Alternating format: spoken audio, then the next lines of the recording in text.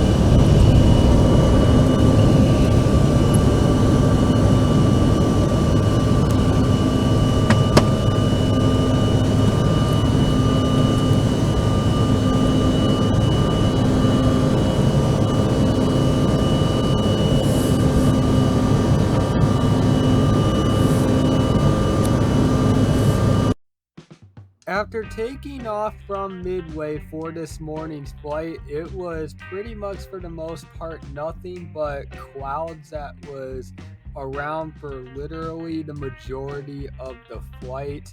And as we were flying over the Chicago area, there was like nothing to see, which kind of stunk, but also it was not the greatest day for flying, as it was in the middle of January when this video was filmed. But as far as the inside of the plane goes, I will say it actually was not that bad, and I honestly thought that it was pretty solid inside. Overall, I will say for my seat for today, for a regional flight, it was not a bad seat. I mean, it's not the greatest seat, but it is not the worst seat either. A little bit later on into the flight attendants ended up giving us a bottle of water, and I ended up taking a Biscoff cookie as well and enjoyed that as a quick little snack. And then not too long after, we were actually over halfway through Wisconsin, and after a very short flight, we began our descent into Minneapolis.